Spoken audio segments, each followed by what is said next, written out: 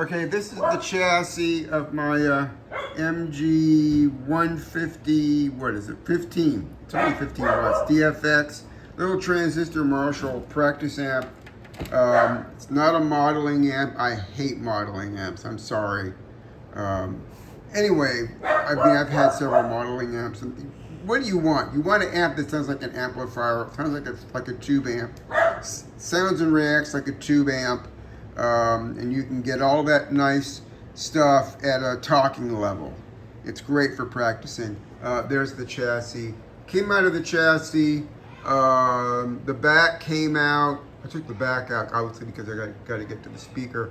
There are 5 screws. You can't really see the bottom one at the middle, and I didn't, and I ripped it out, and I'm having to repair the back panel, but that'll be fine.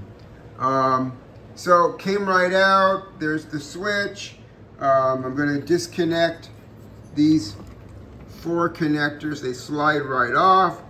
I'm going to have to disconnect all 4 and then bang out the old switch and then slide the new one, which is right here. I looked online where to get these, and it showed up in various places. But then I looked for that part number on Amazon, and I found it on Amazon. And if you have what do you call it? Everybody's got these accounts on Amazon where you don't pay for shipping. Got it on Amazon. Ordered it yesterday. Ordered it. Today is Saturday. I ordered it Thursday. It showed up Friday. Today is Saturday.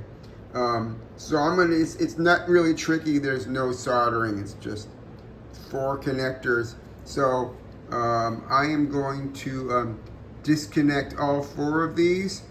If I feel that they're going to get misconstrued, I don't think so. I'll separate them 1, 2, 3, 4. But I think I'll be okay.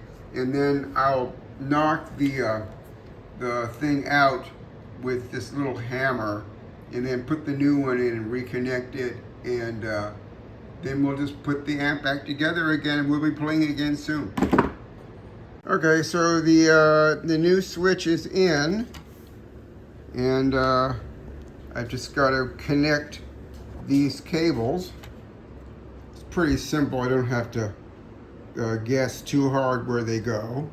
They're a little bit tricky to get off, and then we'll put it back together. So here I am, I'm outside with my little Marshall amp, and I've got the new switch put back in, obviously, and I hooked these back up. I was worried that they were a little bit looser than I thought, but they're okay. And I plugged it in, and the light came back on. This little light came back on, which means that it's now working. So now I'm going to put it back together and plug the speaker in, and before I put the back on, I'm going to test it. Looks like I fixed it. It's done, no problem. Cost me $7.